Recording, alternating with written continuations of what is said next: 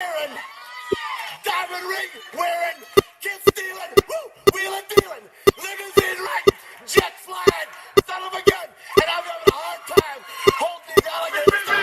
You're talking to the Rolex wearing, diamond ring wearing, kiss stealing, wheeling dealing, limo jet flying. We Rick flaring on us, flaring on us. We Rick flaring on us. You talking to the Rolex wearing, diamond ring wearing, kiss stealing, wheeling dealing, limo jet flying. We Rick flaring on us, flaring on us. Yeah, we Rick flaring on us, flaring on us. It's apparent these girls staring. I'm Rick flaring, gold across my chest. I'm fresh to death. I'm Paul Bearing, not at all scary. When I open like Betty Wops and find to these circles that's going in like a carry shot. Woo! I'm going in like a Mary Pop off that Mary Crop at the top flow at the Marriott. So questioning me is like questioning you. See, we the best dressed, so come and get blessed with the crew. Not one but two, different ways to slaughter your crew. Committed tat across the chest, I guess she blessed with the truth. People want to see them checks, representation of proof. Living through my elders, trying to resonate to the youth.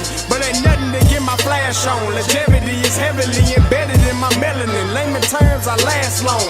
My grind repetitive, I'm smoother than real silk. Lyrical cash cow, who can't cry for spilled milk. We in here. You're talking to the Rolex wearing, diamond ring wearing, kiss stealing, wheeling dealing, limo jet flying. We Rick flaring on us, flaring on us. We Rick flaring on us. You talking to the Rolex wearing, diamond ring wearing, kiss stealing, wheeling dealing, limo jet flying. We Rick flaring on us, flaring on us. We Rick flaring on us, flaring on us. This ain't no normal situation, this preparation with greatness. Industry full of fakeness, it's really up for the taking. See, life is what happened to you, more so how you take it. Don't get stripped of your knowledge and mentally leave you naked. I like to live otherwise. I'm sorry that I'm fresh to death. I put the polo and apologize. See, black son, we ain't nothing like the mother guys. Quit to socialize, we organize, then we mobilize. Woo! Off the deep end like a scuba diver. And no confusion, just keep it pushing like Uber drivers. Woo! Business fresh, just like a supervisor in a Gucci visor. Can't find a smoother rhymer. You're talking to the Rolex wearing, diamond ring wearing, kiss stealing, wheeling dealing, limo jet flying. We Rick flaring on us, flaring on us. We Rick flaring on us. You talking to the Rolex wearing, diamond ring wearing, kiss stealing, wheeling dealing, limo jet flying. We Rick flaring on us, flaring on us. We Rick flaring on us, flaring on us.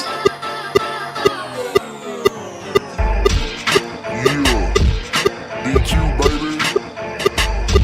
Shout out that boy Nigga for that fire track. Hey, Black Sun, sun up. What's up, Vinny Vegas? What in Vegas? Yeah. Shout out Pharaoh's Kids. D-Face. Yeah. Bubba C. Yeah, Rick flaring on him. Rick flaring on him. Rick flaring on him. Rick flaring, sun up, baby.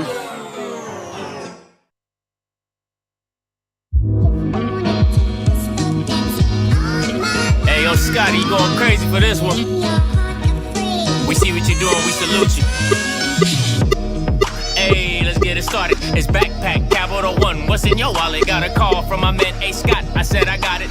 Love that you highlighting all of these black colleges. Try to pay me for doing this. Look, bruh, if you don't get off my line with that foolishness, voice of the swag, pull up where you at, no cap. If the Brody is speaking the soft facts, my advice, tune in to every show. Captain Petty, but we know that the sergeant's with the smoke.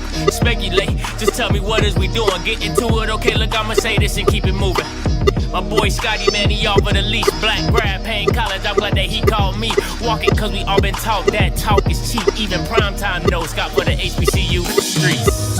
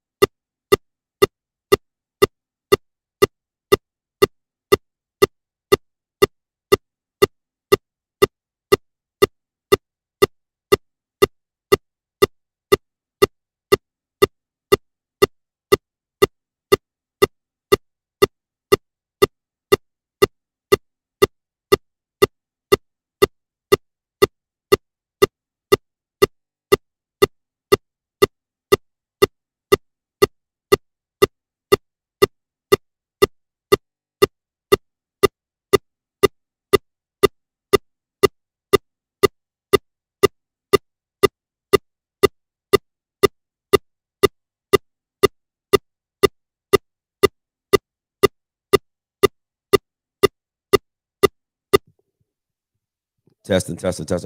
Let me know. Can y'all still hear the beeping?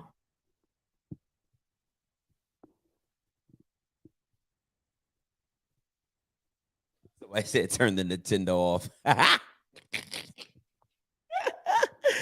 Oh man. You hear me now? All right, I'm good. It's gone now. All right, cool. All right, we good. Hey, we back. Hey, appreciate you guys for sticking with me on that, Jank. I'll turn this TV off in the background because y'all don't need my. Let me see. Let me get my AirPlay on real quick. But appreciate you guys for sticking with me for that. You know what I'm saying? Technical difficulties. I don't go as live as much as I used to, but we'll make sure it happens. All right. We still good? All right, coolio. Somebody said turn the Nintendo off. Listen, man, I don't be knowing, technology is weird nowadays. Some days it's good, some days it's not good. It is what it is. It's probably this FAMU gear. Nah, I ain't gonna do it. You know what I'm saying? Shout out to Ryan. Appreciate you, my boy. All right, listen, this is what it is. Hey, today we're going to get into this breaking news of Mike Zimmer joining the Jack State coaching staff. But before I do, listen, tomorrow, okay, I want to be very clear about this. Tomorrow, I'm doing the top 25 HBCU players from 25 to 16. If you are not a YouTube member, you cannot watch this on YouTube. Okay, I'm going to say that again. If you're not a YouTube member, you cannot watch this on YouTube. If you would still like to watch it, you have to download the HBCU League Pass app. All right, that's that you can watch it for free. You don't have to join a membership. All right, but if you're a member, you can come in the chat. You can do what we always do, but watch my shoes, okay? So this is going down tomorrow. I'll be breaking down 25 through 16, and then we're going to run it back, all right, again, and then we're going to go 15 to number 1, all right? Or probably 15 to number 5, and then a special show from 5 and 1, all right? But that's what we're doing, all right? So listen very closely. Don't be in my DMs talking about Scotty. I don't know where the link is. If you're not a member, you don't get a link. I'm going to say that again. If you're not a member, you will get a link. It will be simulcast. Thank you so much. He didn't spell it right, but it will be simulcast on HBCU League Pass. All right. That's what just want to let you guys know about that. All right. Just want to let you guys know about that, but that's what it is. Hey, let's get into it. Breaking news. Mike Zimmer joins the legendary staff of Jackson State University. Okay. Now, when I first got the news, you already know what I did. What? What is this? Man, what is this?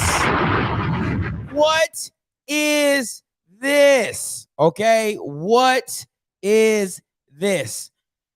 So I'm gonna be 100% honest. When I first heard the news, I was like, why? Okay, I was like, why? Right? Like I just it didn't make sense to me. But then when I sat back and when I really thought about it, I was like, this is big time. You know what I'm saying? Just because of what Mike Zimmer is. And if people don't know who Mike Zimmer is, let me break this down to you, okay? He is a Super Bowl champion. He has been the NFL Assistant Coach of the Year. He won the George Hollis Award. Don't know what that means, but he won it. Over 40 years of coaching. Now, mind you, when he first started in coaching, the league has the college and football landscape has definitely changed. But over 40 years of coaching, he's had stints with the Dallas Cowboys as a DB coach and a defensive coordinator. He's been a defensive coordinator at Cincy and Atlanta and was a former head coach of the Minnesota Vikings. His career record is 74, 59, and 1. That is not bad, okay? Let's be real. It is hard to win in the NFL. It is hard to win in the NFL. But listen, Mike Zimmer has always been somebody that has been able to coach. I want to be very clear because Dallas was I think Dallas really dropped the ball when we let him go because he should have stepped into the head coaching position, but they gave it to Wade Phillips. And then, you know, what happened with the Wade Phillips thing. All right. He is a legit coach. He is a developer. He has great instincts when it comes to defense. He's usually anywhere Mike Zimmer goes, the defense turns around. All right. Anywhere Mike Zimmer usually goes, the defense does a turnaround. So I'm excited to see what this looks like. But I think for the biggest overall impact, because I think you get when you hire Mike Zimmer, you hire him for two huge reasons. All right.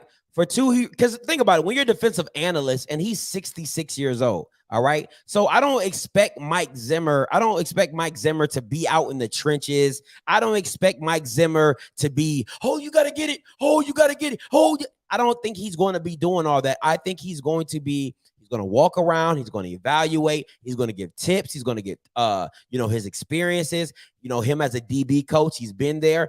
If anybody remembers back, Deion was asking for positional coaches or trainers to come to Jackson State to train. They didn't have enough time to train these guys. And I think that when you add a Mike Zimmer, you just add a level of experience and knowledge and a very, very deep grasp in the defensive side of the ball. And once again, you make a strength your strength. You make a strength a strength. Okay, you make a strength a strength. The rich keep getting richer. All right. But here are my two huge reasons of why you bring in a Mike Zimmer. One, adjustments. I don't give a damn what you talking about. Jackson State didn't make no adjustments. They couldn't make adjustments. All right. They didn't have to. When you saw him in the Celebration Bowl getting mollywopped. Okay. No defensive adjustments. I think you're going to see the team adjust very well when it comes to a Mike Zimmer. I think you're going to see, hey, you should play this here. You should do that there. This should come into play right here. Hey, they're trying to attack this. Let's go here with it. I think that is going to be the biggest impact that a Mike Zimmer brings is just the view, because he's probably going to be in the box. He's not. I think if you're going to use him to be more efficient, you're going to put him in the box so he can watch from a distance and he can tell Deion, hey, this is what I'm seeing. This is where they're trying to attack. So I think that a Mike Zimmer with his eyes adjustments and then pure knowledge. Okay, pure knowledge. If somebody's been at their job for 40 years, they're innately just come with knowledge or insight that most people do not have. And Mike Zimmer has been doing it for 40 years, has been successful at it for 40 years, and has been a very relevant name in the NFL when it comes to coaching. His knowledge base is going to be through the roof. And an honorable mention is developing prospects. Develop and prospect. Listen to what I said there. Develop and prospect. I think that he is going to be able to be in the heads of some GMs, maybe the Minnesota Vikings, maybe him and Jerry Jones have a really good relationship. Him and Deion, Jerry, they all have a really good relationship. Maybe Mike Zimmer calling and confirming to NFL scouts, maybe him calling to a Minnesota Vikings scout that he's cool and say, hey, man, Jackson State has a kid here. Hey, man, I saw a kid at Alabama A&M. He can play. Hey, man, I saw a kid at Texas Southern. He can play. So him being there for the prospects of HBCU players, one, as a whole, could be a benefit. Let's be honest. It could be a benefit as a whole. Just his eyes. Okay, we know. Listen, let's be real. He's a white man in the NFL. That means that's clout. That's clout. Let's call it a spade. A white man, a white man from the NFL, successful coach. That is clout. That's what you need. That's what you need. So it's not, once again, I'll say this, when you're saying impactful for the whole SWAC, I don't know how impactful for the whole SWAC, but I do think Mike Zimmer, seeing the talent, being on the ground, seeing them play the game, seeing the kids attack, seeing how they look, it's nothing for Mike Zimmer to say to a scout, hey, there are some kids, not just Jackson State. There are some kids down here that I know and I've seen can play at the next level. So I think that benefits a lot of just SWAC and HBC football in general, of Mike Zimmer giving that seal of approval to NFL scouts and the people that he knows in higher places in developing. Listen, he is a DB coach at heart. What is Deion? A DB. What do they think? What do they want to be considered? DBU. All right. So having Kevin Mathis, Deion Sanders, Dennis Thurman, and Mike Zimmer coaching your backfield, coaching your back half is, listen, that's legendary. That is, listen, if you don't think that has nothing to do with recruiting, you're bugging. If I was a 2023 DB and Travis Hunter should be gleaming. Travis Hunter should be saying, now this is why I came to Jackson State. He should be gleaming because yes, Dion is your co-signer, as well as Mike Zimmer can also be your co-signer. That is a win. If I'm a 2023 recruit and I'm looking as a DB at an FCS program or Power 5 program, and I got Mike Zimmer and Deion Sanders in my DB room, come on, man. Come on, this is, I mean, that is, you can't find that much coaching and that much prestige in one room. You can compare it to the Lane Kiffins, you can compare it to the Nick Sabans, but Nick Saban has not done anything in the NFL. I want to make that very clear. So yes, he has a product, a machine that he's pushed out with Alabama when he's pushed out players. You know what I'm saying? Georgia has a product and machine that they've pushed out players, but you do not have the insight, the prestige in a DB room when you're combining Dion and Mike Zimmer in one room. So it just goes to show you that the rich keeps getting richer. You know what I'm saying? And you listen, at the end of the day, you gotta, first of all, you gotta give kudos to Dion for going out and getting somebody like a Mike Zimmer, or because I believe they have a very good budding relationship to where, you know, hey, that's my guy and things like that. But listen, all you can do is ask. That's what my mama used to say. All you can do is ask. And somebody, they either gonna tell you yes or no. And Mike Zimmer ends up telling him yes. So that is a benefit beyond benefit, that now you have a Mike Zimmer, a DB, Deion Sanders, a Dennis Thurman, and a Kevin Mathis, all having NFL experience, all having NFL ties. And that is who you're being coached by, as well as being co-signed by. I think that means a lot. I think that means a lot. Now, I would listen, it wouldn't be me if I didn't say this. You have very little wiggle room to lose. You have very little wiggle room. Listen, listen. I'm telling you right now, this is losing should not be in the category. Because listen, it ends up being like this. When you become Goliath, you shouldn't lose to a David. Okay, let's be very clear. You went 11-1. You have added the #1 player in the country. You've added a Mike Zimmer for defensive analyst. You've added Bart Bartolone from the Mike Leach tree. You've added all these things.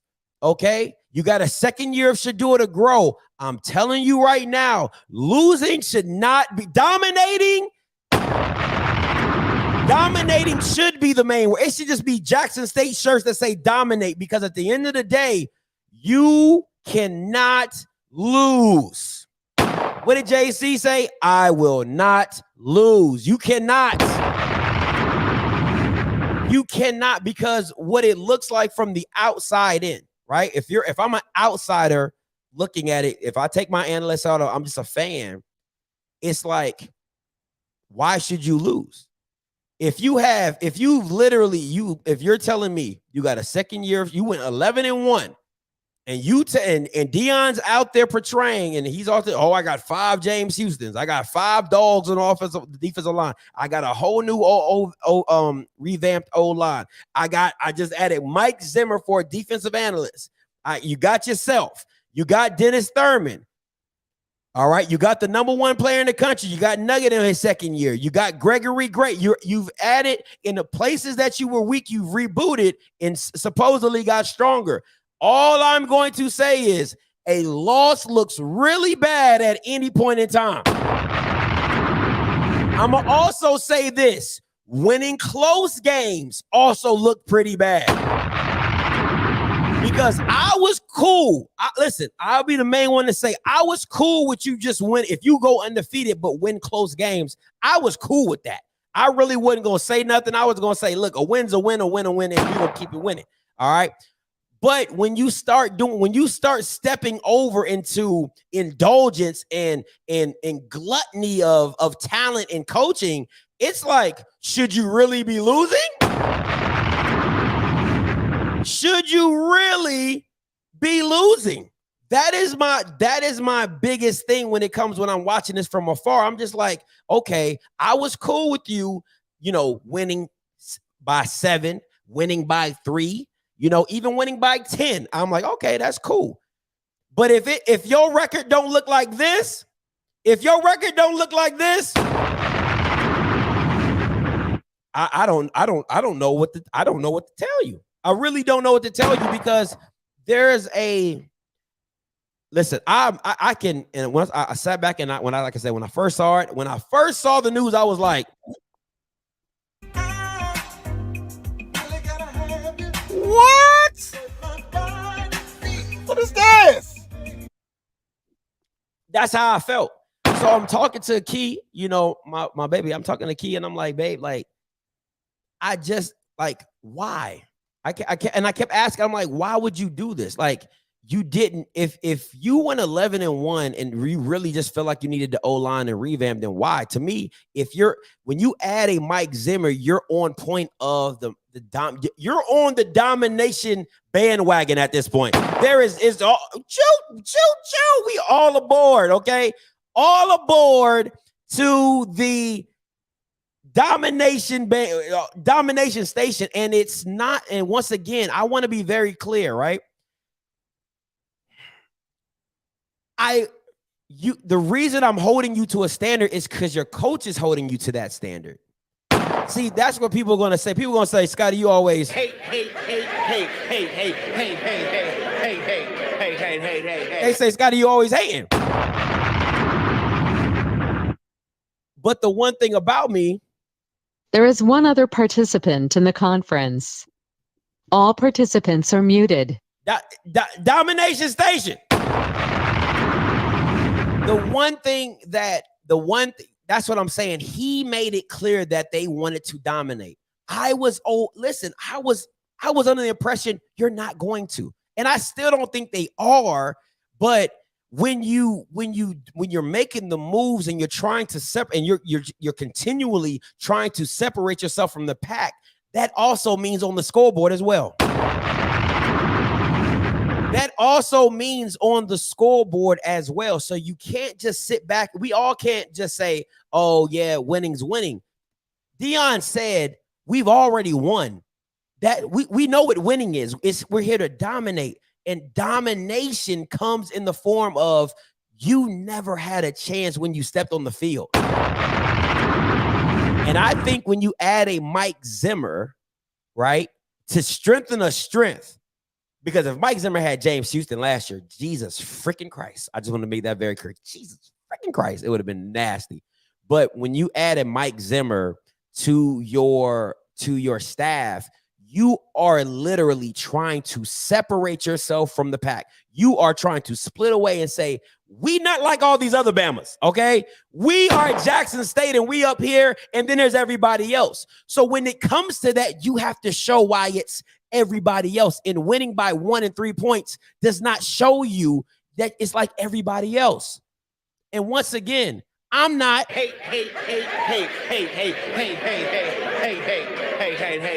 I'm not hating.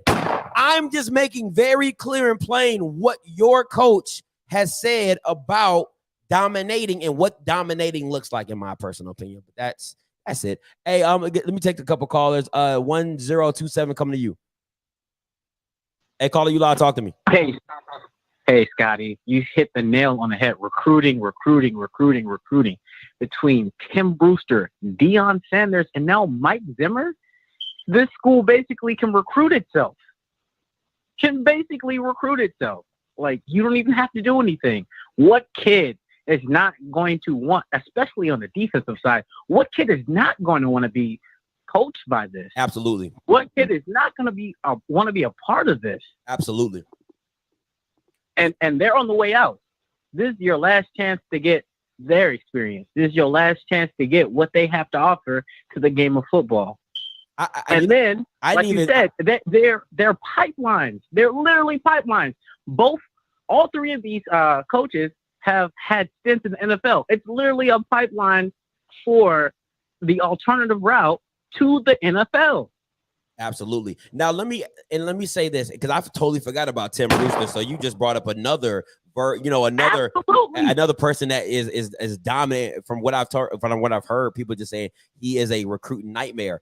But let me ask you this: is this a pattern? Is this a pattern that HBCU schools, like, don't get me wrong, I want to be very clear. Everybody isn't Dion. So I want to make that very clear. But people want to see HBCU players taken to the next level. Dion is literally building a NFL network inside of his own school, to where anybody in that building can probably call up an NFL scout and have them on the field or have them talking to those type of players. So should more HBCU schools look to start hiring former NFL players to continue this pipeline, in your opinion? Scotty, it's not a pattern yet. It's a blueprint. Deion Sanders has just put a blueprint out there, and Grambling has took the first step. I don't know if they're going to keep it going, but Grambling and Tennessee State are the first two to take that first step. Morgan State had a chance, but they didn't take that step. So in order to see this blueprint become a reality, you're going to have to see these schools take in the blueprints and start building on their programs. You're going to have to see a UAPB go out there and get somebody who can actually do something. But that's all I got to say. Thank you for answering my question. Hey, man, that was a great call, bro. Great call. David, coming to you, 8945. Go ahead. What's going on, man? What's going on, man? This surprised me as much as it surprised everybody else, and with us creators. Because I just said something about this on my show earlier today. With DJ Raw, he was like, man, we looking to, Jackson State looking to dominate. Now you add Mike Zimmer, which he had, you got to realize, he was the defensive coordinator, then he was the head coach for the Vikings. His defense was near top 5, top 10 in the league since he was a kid, as a head coach. Absolutely. And as a defensive coordinator. And not only because he's a former DD, he gets with Coach Thurman was a DD, Coach Prime, Coach Mathis. But you can also get with Jeff Weeks, Coach Weeks, as far as their defensive line goes.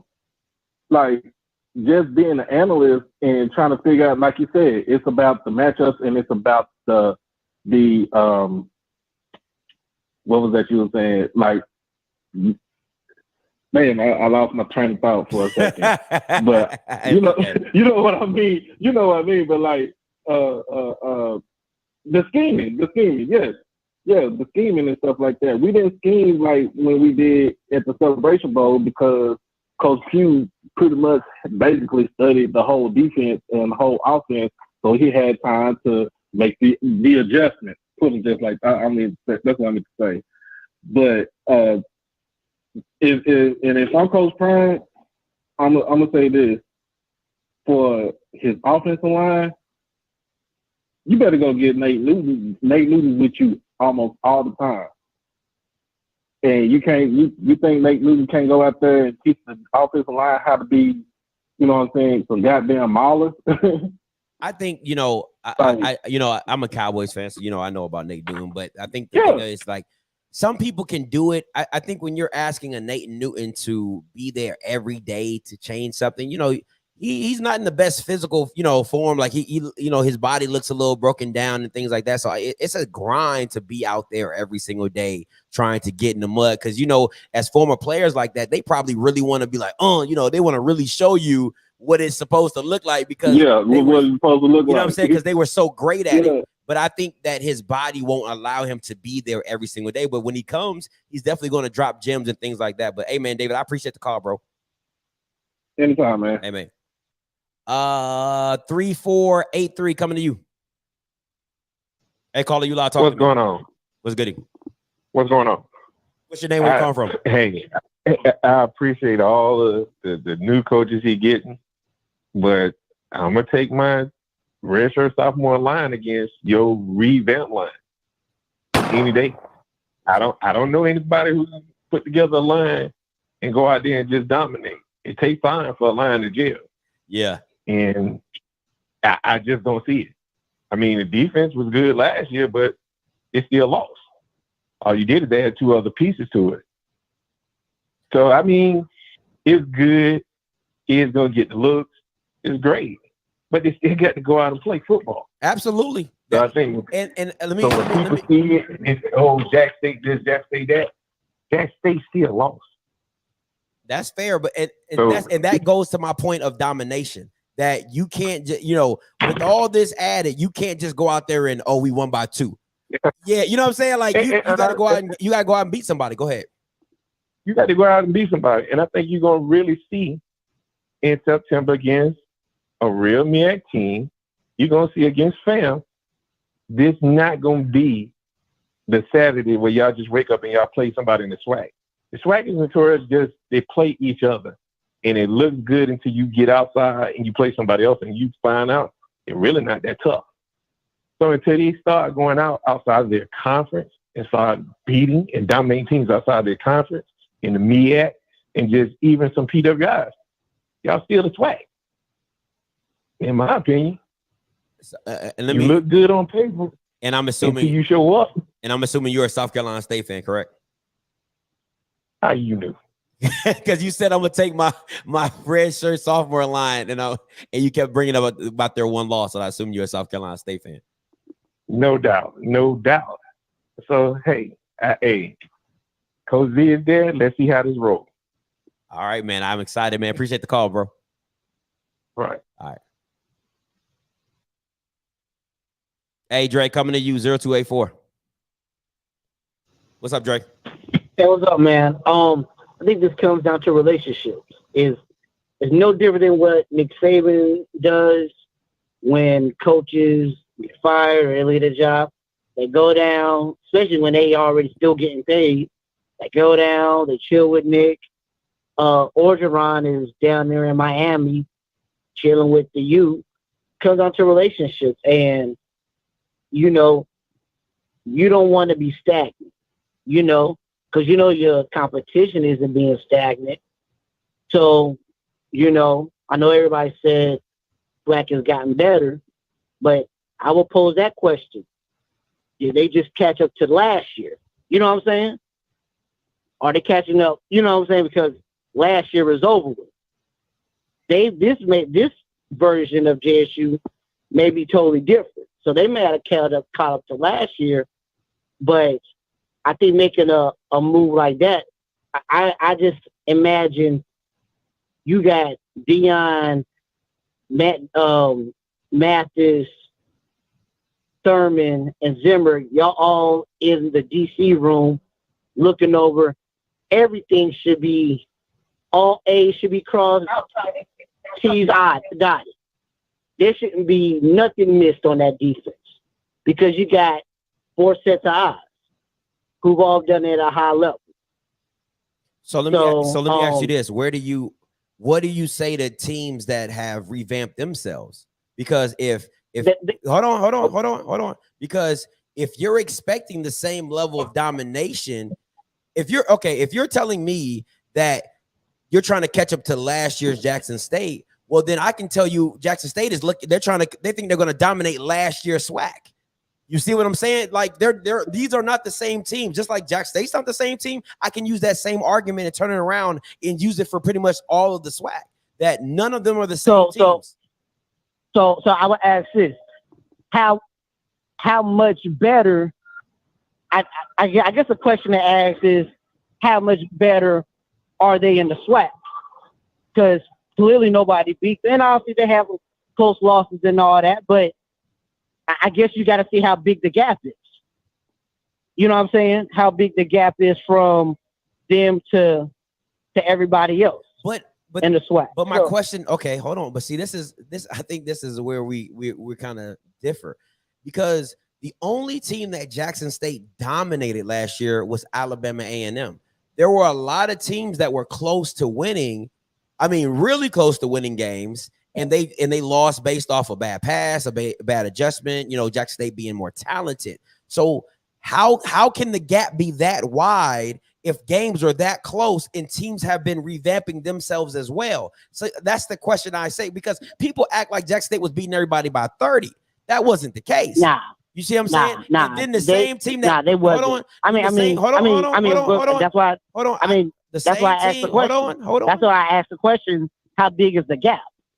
In my opinion, the gap isn't too far. In my opinion, because I saw teams like Southern who couldn't buy a win, and they taking you down to the last wire. I'm seeing teams like Valley who are playing you tough. I'm seeing teams like FAMU play you to one point, and the same team of FAMU that demolishes South Carolina State turns around, the same team beats you by 21. So where's the gap?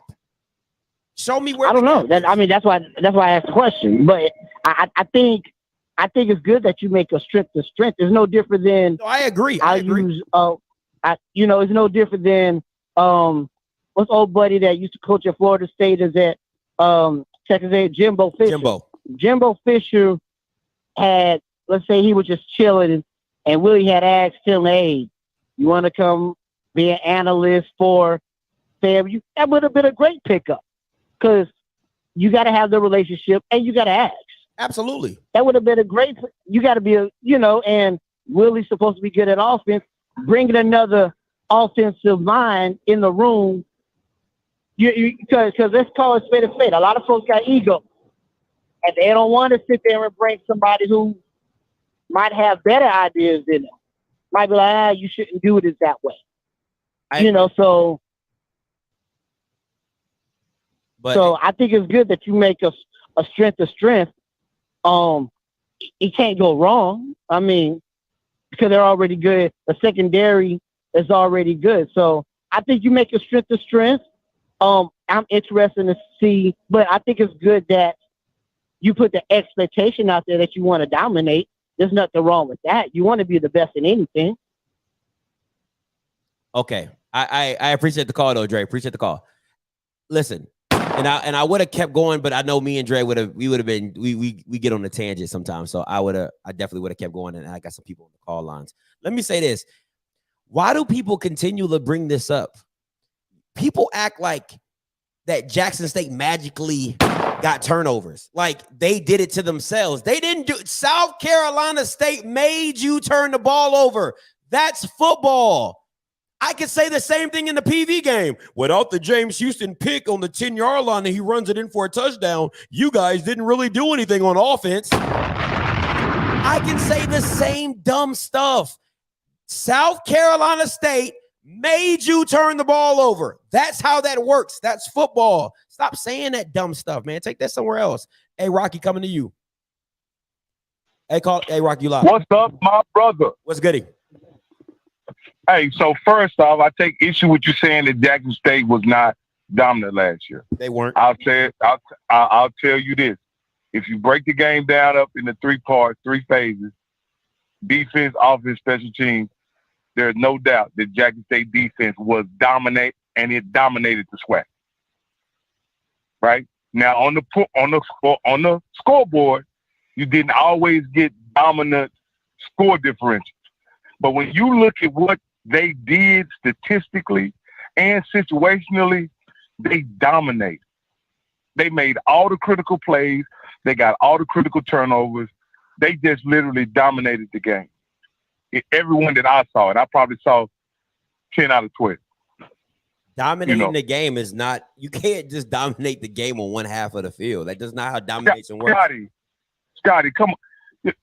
I'm not saying that. I didn't say that their team was dominant, bro. I'm saying that their defense was dominant. They had a great defense. I wouldn't take nothing away from their defense.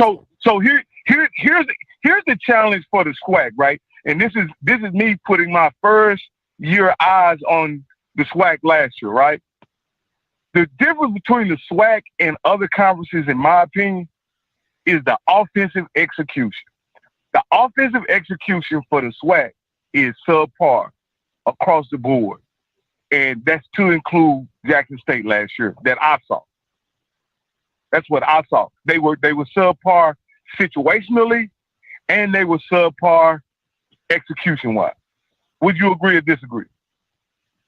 In offensively, right? We talking specifically. Oh yeah. The SWAC's horrible offensively. But I think hold on. Let me go ahead. No, finish your point. I'll come back and no. And so what my point is in this, Zim is a great acquisition. He should improve the defense. He should improve the coaching staff. Zim is a great acquisition.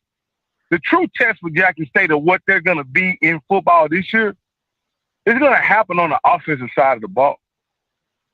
It's what Shedeur can get done in the passing game and what that offense can do, how they can execute in the what's that offense they running now? The wild spread, whatever they call it. I can't think of it. It's air raid. The air raid. How they're able to execute the air raid is going to determine what kind of season Jackson State is going to have. Because I clearly see that if their offensive execution in the air raid was anything like it was last year, they're going to have a letdown their entire season. Okay, so let me hold on. Let me counteract what you're saying. So you also see, I hate when people assume the team is going to be the same. That's what bothers me. It's like you're like, if the offense, well, the defense saves Shedeur in a lot of situations because the Southern. Absolutely. So what I'm saying is if you don't have the same production from your defense, what does this game look like now? When, can Shedeur win a shootout? We haven't seen that. We haven't seen Shedeur go blow for blow and have to score offensively back to back because he's always had the protection of the defense coming up for him in big situations other than the Celebration Bowl. So I then ask, if we're assuming that same defensive style is going to come back and dominate the SWAC, then okay, I wouldn't have no issues. Yeah, if Shedeur scores 20, 24 points or 30 points a game, congratulations. But if the defense doesn't show up like it did last year, and then you're putting all the pressure on Shedeur to go blow for blow offensively, that is a whole new team we have not seen. What I'm saying, Scotty, is not. I'm saying that the Jackson State defense, right, is not going to be the same defense because I don't think that's something that could be replicated year after year what they did last year. But what I'm simply saying is this: is that Jackson State, if they're an average defense, and the SWAC offenses execute at a same or similar level, they can be competent. The defense can be competent. In my opinion, situationally last year, from a play caller standpoint, an execution standpoint, I feel the Jackson State offense was incompetent a lot of times. They had halves and long stretches of being ineffective and not being able to get the ball in the end zone. I don't think they can live like that this year. And I think the air raid is a higher risk offense, right? It's a higher risk offense, and it puts your defense in more peril than the offense they ran last year. That's what I'm saying. I don't think the air raid is a complementary system to any defense. Basically what I'm saying. I agree with you. I think because the air raid has really never truly won anything at a high level. But I also think that when you're going against high value athletes, there's certain things that get like Mike Leach has always gone against high value athletes or high value offenses. The SWAC can't say that. You know what I'm saying? Like when you're going into when you're in the Big 12, you might have 6 or 7 teams that average 30 points per game because they don't play defense in the Big 12. We all know that. So we all know if we stop you once or twice, this game is pretty much over. In the SWAC, it's not really like that. The SWAC is more of a lunch pail, with 20, 30 points. You know what I'm saying? Like it's a real, back and forth. It's a struggling offense game. Matter of fact, all the teams struggle getting offensive rhythm and continuity. They struggle with execution and penalties. All the offenses did last year that I saw, right? So it's hard to get that rhythm that you need from an offensive standpoint to execute consistently. I don't see that changing, Scotty. Is there anything that you've seen up to this point? Adding all the schools, whether it be Dooley and Southern, whether it be Grambling, whether it be Jackson State, Alabama A&M, or Florida A&M. Is there anything up to this point that's going to indicate that the offenses are going to execute at a higher level? I think you have to. I think it goes. Listen, this is my thing when it comes to the SWAC. First, it goes quarterback play. I think if my top three like check marks that have to have a good offense is quarterback play. Are your quarterbacks competent? Are your quarterbacks capable of making high value throws, man-to-man, press throws where they feel comfortable? Secondly is coaching, and then third is offensive line. Because if you can have a quarterback that can make the throw, well, then do you have an offensive coordinator that can call it up, dial it up, scheme it up accordingly? And then last but not least, can you block it? You know what I'm saying? Can you block it long enough so that the quarterback can see it, the coach can coach it up and then block it up? So those are my things, man. But Rocky, man, I appreciate the call as always, my boy. All right, man. Hey, dope conversation, man. Thanks. All right, man. Appreciate the call. 8063 coming to you, and then Germany, I'm coming to you. Hey, caller, you live. Talk to me. What's going on, Scotty? What's good? What's your name? Where you calling from? Hey, this Art, man. It's your boy. Talk to me. Hey, man, some people assume to forget, man. I understand we talking about domination and stuff like that, man, but we talking like them boys didn't score a lot of points last year. And not only that, we got to remember what Deion said in that press conference when he was asked the question about playing against, Florida State. Not this year, but maybe next year. So what do you think he preparing for? So when they ask that question again, what do you think he's going to tell them when he get these boys together? And we got to remember, Tennessee State, 38-16. The closest game they had was Florida A&M, that's 7-6. Then you had Louisiana Monroe, 7-12. You had Delta State, 24-17. That was a close game. D2 school. Shouldn't have been close. Delta State. D2 school. Should not have been close. D2 school. That means you got to remember, you got to remember, Jackson State had them young boys on there. Make sure you put that young guys they had on there, but they played. They only had a few seniors. Make sure you say D2. Make sure you say D2. Make sure you say D2. That's not. Let's make sure. Yeah, they D2. Okay. They D2. Keep moving. Division 2. Keep moving. Division 2 should never have been that close. Keep moving. The next game was Alabama A&M, 61-15. The next game was 28-7, and that was Alabama State. The other game was 42-12. Then you had 41-21, and that was Texas Southern. Then you had Southern, 21-17. Then you had Alcorn, that was 24-10. Then you had Prairie View, that should have been really a blowout, 27-10. How so? Then you have that 20. Then you have that upset. Slow down. How should that have been a blowout? Explain that to me when your quarterback had 86 yards passing. That's what I'm saying. Prairie View, they should have, man, come on, man. I'm asking you a question. How is it a blowout when your quarterback had 86 yards passing total for the game? Yeah, but they didn't even know who their quarterbacks was. What are you come on, man? What are you talking about? What are you talking about? They barely Prairie View didn't they? I thought they was, ain't they the ones that was switching up quarterbacks? They switched the quarterback up in the fourth quarter. What are you talking about? That's what I'm saying. Because the quarterback couldn't hit the broadside of a barn. Were you not watching the same game, sir? That's what I'm talking about. He couldn't hit the broadside of a barn. Your quarterback was the freshman of the year. He had 86 yards total offense. Jawan Pass probably had 116 total yards passing offense, but you're saying that game should have been a domination? Make that make sense. Yeah, because they could have, if it wouldn't have been a domination, it wouldn't have been beat. They wouldn't have been beat that bad if they'd have put Jawan Pass in first. They should have put him in the beginning. He started the game. What are you talking about, sir? What are you talking about, man? Nah, man. Yeah. Yes, he did. I'm sorry, man. I correct that. You're right, Scotty. You're right. But that next game is South Carolina State, where they got smashed, 21 points. So what I'm trying to say is, what you think Deion Sanders trying to do? I don't know. What do you? Not get embarrassed again. Just that simple. Okay. That's why he's going out making them hires. He don't want to get embarrassed again. And you already know how he is. He's competitive.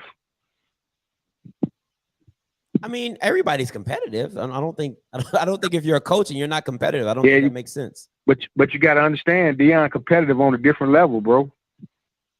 So no other coach is competitive like that. I'm not understanding. Like, I don't think they're competitive on the same level, man. Else? They're not competitive on that same level. That man don't want to get disrespected, and so no other coach. You see what he did. You see what he did to A&M. So no other coach wants to get this. So you think a loss like that doesn't make Conor Maynard want to do better? I'm confused. Like, so no, I ain't saying that. No, I ain't saying that. Don't put words in my mouth now. I'm saying asking, what I'm saying you're is saying he's a different he don't level. want to get disrespected. Not Conor Maynard, not the Dooley, not under all the others. They feel the same way. But what I'm saying is this man is trying to go to a level that he's going to play. Okay, I'm about to mute you. Okay, now I got to mute you. I hate when I got to mute people. You said Art, and thank you for the call because I don't like to. I like to have a dialogue. You said Art. He's a different type of competitive. What sense does that make? Are you telling me other coaches aren't competitive? Are you trying to say that, oh, Deion has the ultimate competitive gene? Like, come on, bro. What are you talking about? Like, I was rocking with you when you was giving me the scores. I'm like, okay, Tennessee State, you're right. You know what I'm saying? FAMU 1 point. The dominating game against Alabama A&M. I mean, there was the 27 what he said, 17, 27, 24, 10 for whatever. I mean, I get all that. But to say that Deion has a different kind of competitive, like, shut up. Shut the hell up. Germany, coming to you.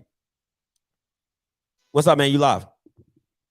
Yo, what's good, Scotty, bro? I had to tune into this one. So, first off, Jackson State made a great hire with Mike Zimmer. Facts. That's a great hire. Facts. Recruiting-wise, DB-wise, defensively-wise, that's a great hire. Great, I love it.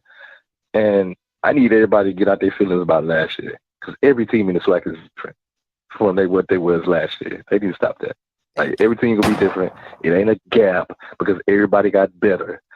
And to include FAMU, to include Alabama State, to include UAPB, even though people don't like UAPB like that, everybody got better because of what Deion did or what he's doing. So go and cut that out. Everybody needs to chill with that. And the fact that I don't even think they're going to go undefeated. And I'm a Mississippi guy living in Germany. I'm a Mississippi guy. They're not going to go undefeated. They're probably going to go to the Celebration Bowl, but they're going to lose one. Maybe two. Maybe two.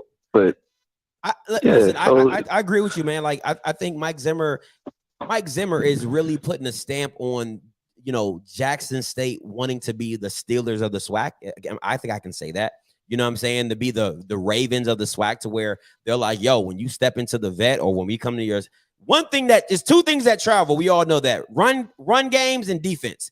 Don't matter the weather. Yes, those two travel. And if your staple, your calling card is your defense, and your defense comes to play like it did last year, you're always going to be in the game. Yes, sir. And that's what I was trying to tell Rocky, or trying to get, like, if you're assuming that your defense is going to be what it was last year, you're already behind the A ball, because we all know no real teams can, like, most teams aren't that great again. You see what I'm saying? That's why they always tell you, when you have a chance to win, you go win.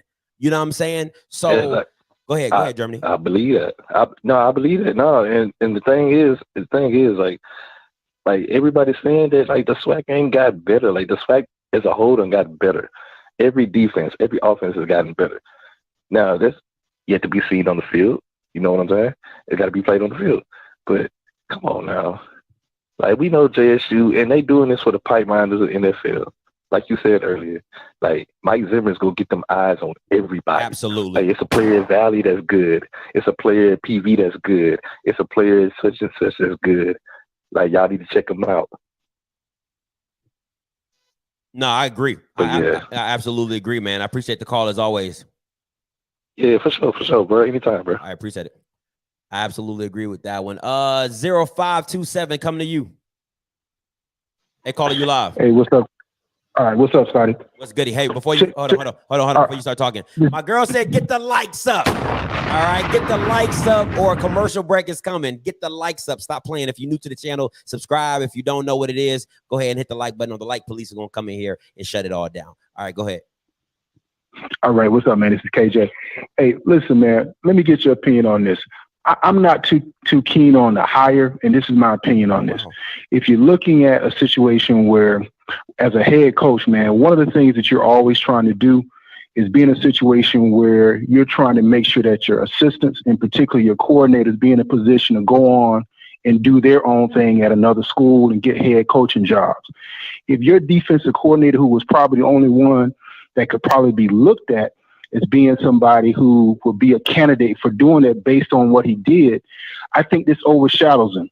And I don't think that's a good look for him, because now if the defense does very well, is it Zimmer that did it? And I could say, as a head coach, man, you're always trying to make sure your coaches can be in a position to run their own thing. That'll be a part of your tree. And I just thought that for anybody that was on that staff that did a hell of a job and may not have gotten a pay raise in a way, but could have given the way in which to say, hey, man, do your thing.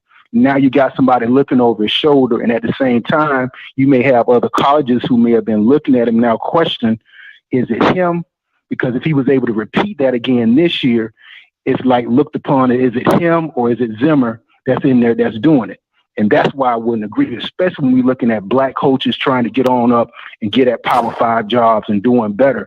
That was my issue with hiring Zimmer now, because it may call into question just how good DT is. Let me hear your response on that. You see, you trying to see when they clip this, they ain't gonna clip the phone call. I just want to make sure you understand. When they clip this, they ain't gonna clip your phone call. They're gonna be like, "Oh, Scotty said." I say this, right? I wouldn't hire anybody off that staff to be a head coach. And this is, I'm gonna answer your question, but I'm gonna put it in preference. I wouldn't hire anybody on that staff to be a head coach, because Deion is the one getting the groceries, and all you're doing is chopping it up. And you know what I'm saying? So I would lean more to I would hire a couple of these guys at defensive coordinator and offensive coordinator. I do think that being around Mike Zimmer might kind of overshadow it, but I think that just getting that knowledge from Mike Zimmer is invaluable. Like there's no price you can pay when you're in the room with a Mike Zimmer and you say, hey, Mike, how did you make it to where you do? Or how do you get here? Or how do you watch film? Or how do you break? So internally, yes, you might think overall when you're looking at Jackson, oh, Mike Zimmer did it. But when he walks into an interview and he has the new knowledge that Mike Zimmer has departed on him, that a Deion Sanders has departed on him, you know, for these young defensive coaches that are coming up the pipeline, I think you have to give them credit for that, because there is an interview process that you have to explain what you're trying to do and what you want to do. Now, as a head coach, absolutely not. I wouldn't hire none of these Bamas as a head coach, because I do not agree that any of them know how to go out and get these players. I think it's just Deion and the roar of Deion and being close to Deion is what's drawing a lot of these players to Jackson State. But as an offensive defensive coordinator, Bart Bertolone, I don't really know. I don't know much about him. I don't think I'm not too sold on him as of yet. But defensively, I think that having that knowledge from Mike Zimmer is going to take them further than not having Mike Zimmer on staff. And so you don't think now, because again, I think we're kind of selling Dennis Thurman. Man, this brother played 10, 12 years in the league. He's also been on defensive staffs in the NFL. He was a major player. I think he might have even made it close to assistant defensive coordinator at USC. I got to check that again. But he's done it at a high level. And see, we're already kind of, again, overshadowing him because of Mike Zimmer. This is what I'm talking about, man. This brother has been doing it, but because Mike Zimmer he's now looked upon in this way, it's like, oh no, he don't know what he's doing. You know, that's what I'm talking about, man. And sometimes we do that. No, because Dennis Thurman proved himself last year without Mike Zimmer. So I don't account for that. I think anybody that you brought in new on the defensive staff, then yes, they might get overshadowed by Mike Zimmer, but Dennis Thurman was a part of the Jets. Like, he has his own resume. He's set.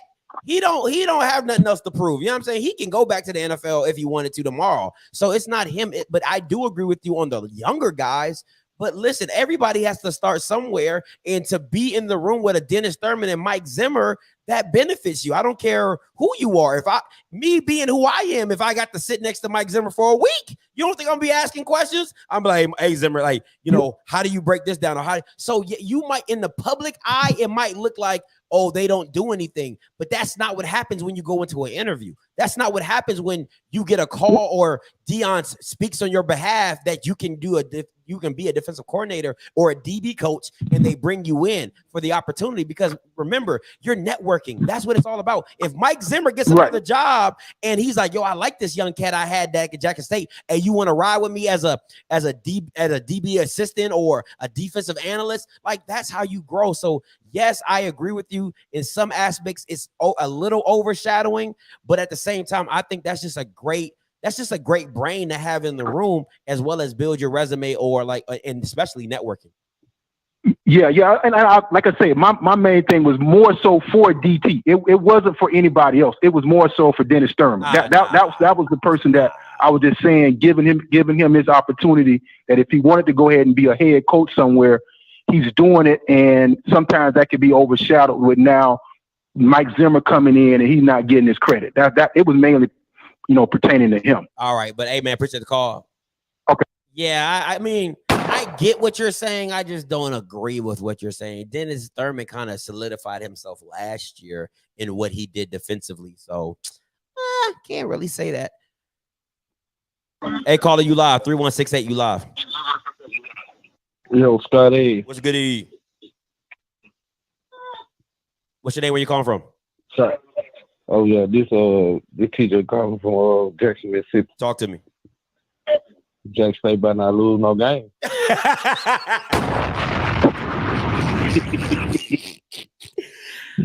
You stupid.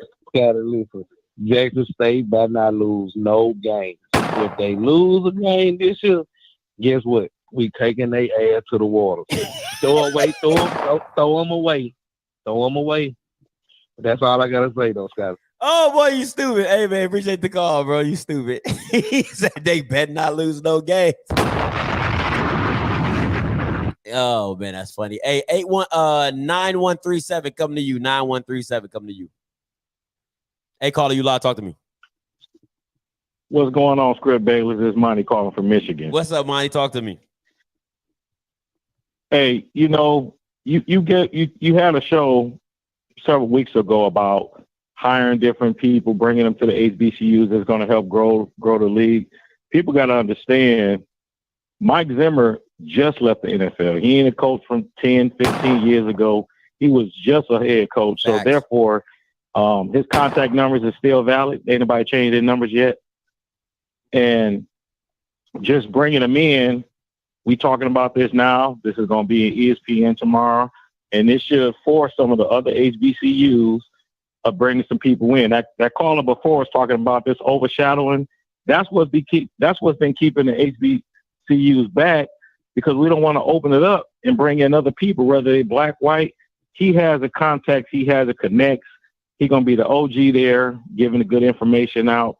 And like I said, it brings credibility. The same way with your show, when Roland Marlin came on here several weeks ago and brought you on, this took this show to another level, because people have to respect Scotty obviously doing good, that you had Roland Martin himself came on your show. No, I agree with you. I absolutely think Mike Zimmer adds significant credibility to whatever Deion is deciding to do. And I think you also have to listen, man. If you're the team that knocks off this coaching staff, I'm sorry. That is listen, man. I know at the end of the day, it's all about what players can produce on the field. It's all about execution. But come on, man. Like, let's not be real. Like, if you didn't just beat this coaching staff in a game, you know what I'm saying? Like, that wouldn't mean something. So I definitely think that, teams should be shooting high for this target. You know what I'm saying? They want Jackson State to be as good as. Listen, man, you want to beat the best, and you want to beat them at their best. You know what I'm saying? So you can legit say, yo, we beat them. So I think making Jackson State further and further as the lead dogs, and if anybody decides to walk them down and win, that signifies how great that team really is. And I think that's a great thing for the SWAC. Right. This puts the targets on their head because it's just like this. You ever play spades with somebody, you know the other team had a Boston, but they still couldn't get a Boston on you? Yeah. This is how this gonna be. You did something to mess them up. You were like, man, I had it. If you would have played it right, you had it. I like that. That's a great analogy, man. You got the big joker and the little joker. You still lost. But I agree. This is going to help. This is going to put the target on their back even bigger. And the teams who do keep it close or even beat them, that will give some exposure to these players because hopefully with Mike Zimmer there, and then we don't know who else going to end up coming into HBCU football before the season starts. It's just bringing more eyes, which is going to benefit everybody. Absolutely, man. Appreciate the call, though, Monty. Going 2156, then 3454. 2156, you're next. Hey, caller, you live.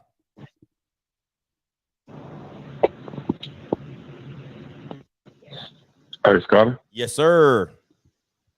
Hey, what's going on, man? It's Jimmy from Beaumont. Talk to me. So, I'm actually a Minnesota Vikings fan. And Skull. Man, Skull. so just a little background. This can work. I was actually excited when I first seen it. Mm-hmm. But then the more I thought about it, you know, there's a such thing as there's too many cooks in the kitchen. And so when you factor in a personality like a Dennis Thurman, Mike Zimmer, as long as they keep him in the background and kind of keep the camera out from in front of him, because Zimmer don't have a filter. All he knows is X's and O's. He leave the politics to the politicians, you know. So whenever you're dealing with the landscape that you'll be dealing with in college football and these young kids, you know, you got to kind of be polished whenever you're dealing with them. Now, again, can he be an asset? Absolutely. But again, and I'm pretty sure Dion know this, but if he don't, they're going to find out the hard way. And so, again, when I first seen the transaction took place, I'm like, wow, because I actually commented on it on my Twitter page months ago whenever I knew that they was going to get rid of Zimmer. It's like, man, listen, go on and hook up with your boy Dion, right? Mm-hmm. And so when I seen it come to fruition today, man, I was through the roof. But the more I thought about it, I was like, So we'll see. But man, that's all I got. Appreciate you taking my call. Hey, Scott. no, bro. Anytime, man. Appreciate the call. All right. That's a good point. You know, the butting of the heads, the butting of personalities. Could that be an issue? I mean, I don't really see it being an issue because, you know, when you listen, man, usually when you have butting heads, it's like you want like that person wants to outshine that person because they have something to prove that they can do it. But if we're being honest, Dennis, Mike, and Dion have already done it. Really, if you're being honest, they just want to see the kids and the program of that they're running succeed. So I don't really see butting of the heads an issue. But with men and power, you never really know. You know what I'm saying? Maybe they could be like, hey, you know, I know this and you don't. And, you know, I've done this too. So you can have that. But I don't see that being the fruition because, one, Dion and Mike's relationship is so strong. You know what I'm saying? And then I also think that, you know, them all being defensive-minded guys, you're just open to, hey, what's the most creative way you can be? Or, you know, that's just my personal opinion when it comes to stuff like that. So I don't really see it, but it could listen, it can happen. It can happen. Let's not act like it can't. All right, 3454 coming to you. What's up, caller? What's your name? Where you calling from? What's up, Scotty? This is Sergeant from Sanford, Florida, brother. How are you? What's good, man? I'm doing well. How about yourself? Wonderful. First of all, I got to say right off the top, you look great, brother. I mean, from man to man, I've never seen orange and green look so good on a brother. I just want to hit that. Give me an explosion with that, brother. Come on, give me an explosion. All right, thank you. I just want to throw that out there to start off the top with something good. Secondly, I want to go to your spouse. I have a young man, the oldest in my family, my son. He's going to be starting college this Friday. Just wanted to get in early and say, you know, we're praying for him. Just want to ask her to talk to Jesus about him, pray for him as well. Just want to handle that business right off the top, straight facts, and thank you for that. I do want to kind of go against my third comment here, against something that I think the caller before the caller said about, historically black colleges not allowing white coaches, most of us not allowing white coaches to coach. A few years back, oh God, actually I have to keep going back to history. I hate that. There was a softball coach at Bethune-Cookman, white lady. She got the job and she was whipping up everybody in the MEAC. I mean, she was just whipping up everybody. She took the job and then, she was there a few years. I think Bethune-Cookman won some championships or got really close. And then she got another job and she transitioned on. But there was like a radio show or something, and everybody was calling in from other schools in the MEAC saying how much they appreciated that she stepped into the HBCU space, took the job, did it really well, and kind of brought their program up. So I think it hasn't been done in a long time, but as a FAMUan, we've always kind of had an international person there in our volleyball program. So I think, you have to speak maybe specifically for an HBCU, but HBCUs as a whole, we've never closed our doors to having white coaches, white presidents. I mean, I think Howard and Hampton were started by white folks. I mean, we've never had a policy where, oh, you're white, you can't be a coach, or you're white, you can't be a student. We've never really started that way. So I don't think this is unusual. I just think it's not practiced a whole lot. But to me, Jackson State getting a white coach in any space, in any sport, that's not unusual. It's just not real popular, real popular done. And really, Scotty, the last thing I have to say, man, and I always try to end with this, man. Thank you for the show, man, and what you do. We really appreciate this forum and having an opportunity to do this. Man, I pray for your success, because if you are successful, we are successful. And brother, thank you for just modeling it out for us. Take care. No problem. God bless. Thank you so much. Appreciate it. Oh man, I appreciate that. I always love a little gratitude. I got over 560 people in here. Make sure you get the likes up. And if you're new and you don't like the sound effects, you can. If I make you feel some type of way, if low key you just hit a hey. Okay, you can unfollow me. It doesn't bother me not one bit, but come on, get the likes up, okay? Get the likes up. Now, I want to say something before I get up out of here. Call lines are still open. As you can see the number in the back, 518-263-8124, 518-263-8124, all right? So you can, if you still want to get call-ins. But I want to say this, right? I want people to understand that going forward, right? Because you have to think about it like this. The SWAC has been in a transformation type of stage, right? Because you bring in Dion in the spring, Jackson State doesn't do very well. He revamps his team. They go into the year. He pretty much wins. He beats everybody.